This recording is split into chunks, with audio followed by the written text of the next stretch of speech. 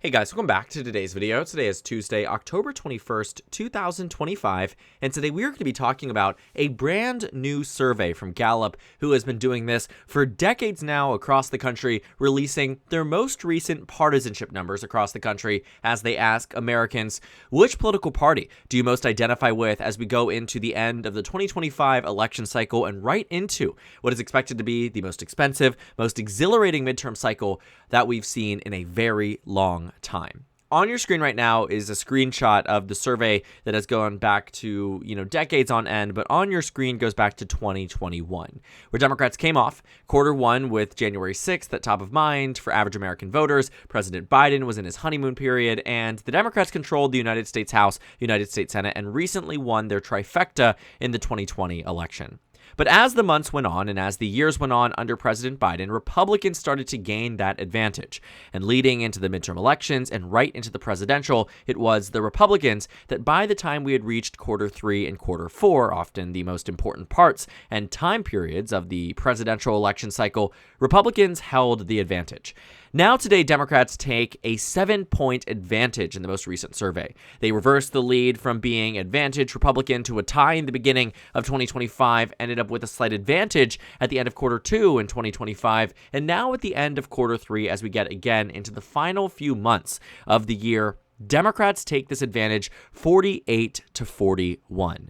The last time we've seen Democrats in this strong of a position, you'd have to go back and take a look at those data points from quarter one of 2021. It's almost as if we're back to where we were 4 years ago, where Americans were disaffected with Donald Trump and found themselves aligning more with the Democratic Party in response.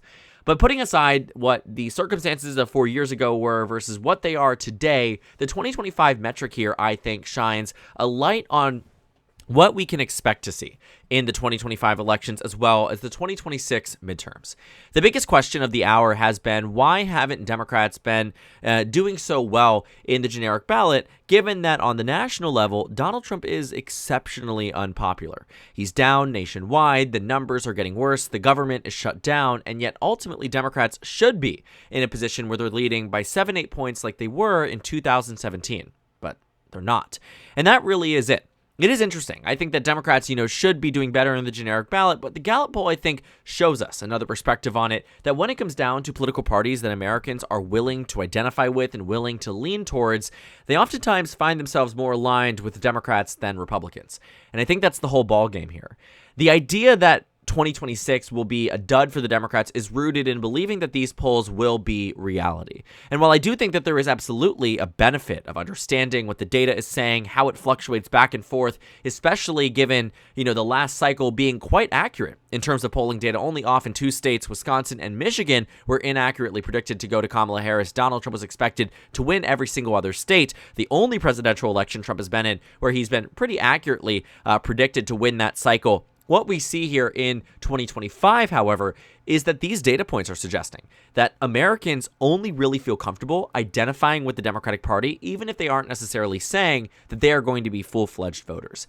And like I said, the generic ballot and the flop for the Democratic Party that Republicans are hoping for is largely contingent on this being the only source of votes in the 26 midterms. That Democrats will win nationally by just 1.8% because Republicans will be turning out in full force. That's the narrative the GOP has been trying to sell.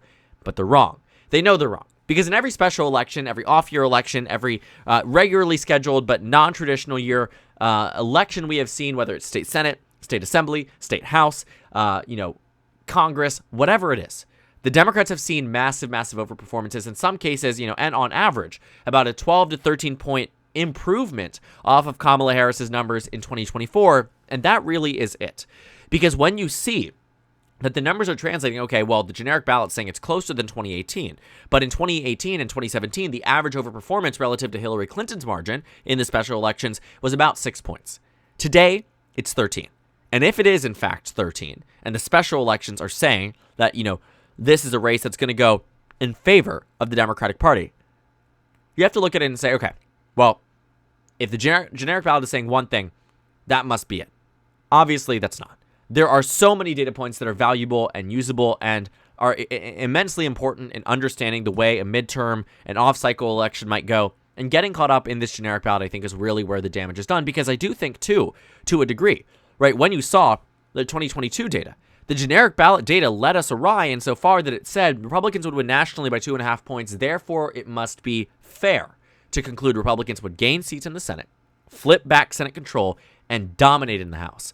I mean, even in 2010, we can look back at that cycle to see how well the Republicans did in the House of Representatives, because on the national level, when it came down to their massive, massive victory in 2010, they only won by about 6 points, but 6 points gave them 63 seats, so 3 points must give them about half. But it didn't. Democrats ended up only losing 10 seats. The math here was not great for the GOP, and that by the end of it, the Democrats came ahead in the U.S. Senate, expanded seats, flipped Pennsylvania, and held on to the majority of the swing seats in 2022. The generic ballot couldn't predict that.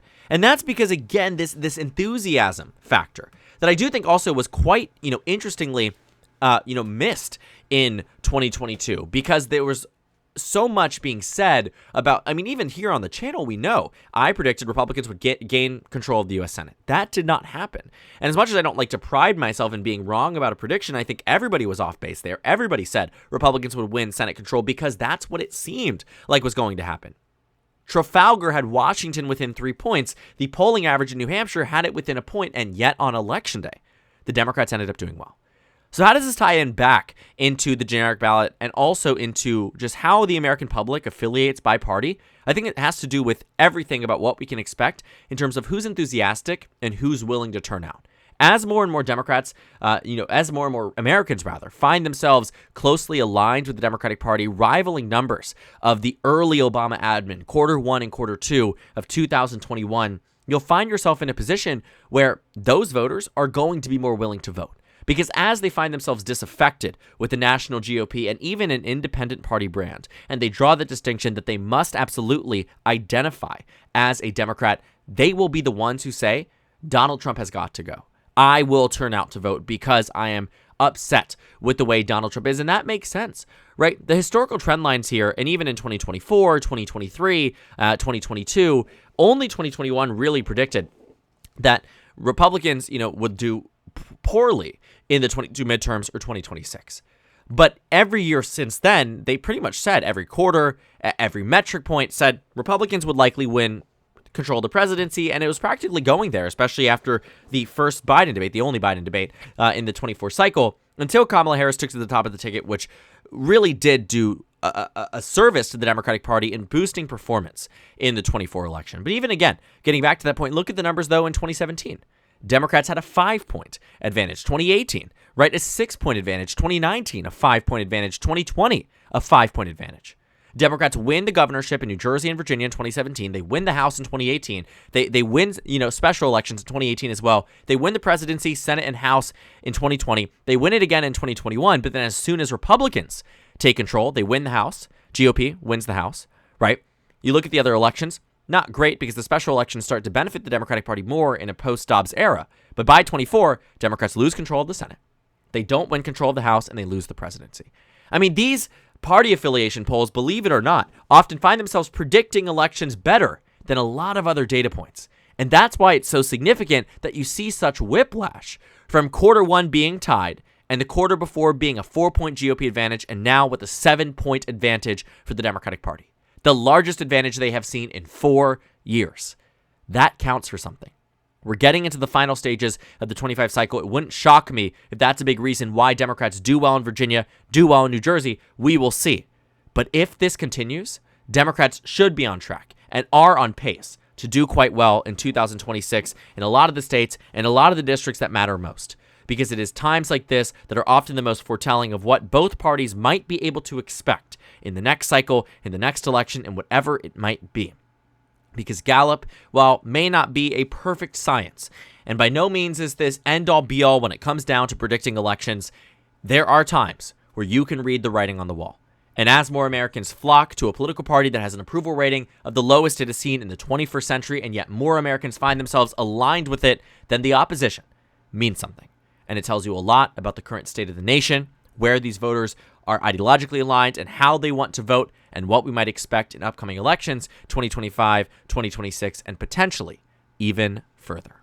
So thank you guys so much for watching this video. Make sure to comment down suggestions below. Subscribe on the left if you haven't already, and check out the Instagram and Twitter. At the bottom left of the screen, there's also a Discord server for you to go ahead and join. On the screen, there's a video for you to watch, and then a playlist for my 2026 House election analysis videos. Again, thank you guys so much for watching, and I will see you all tomorrow.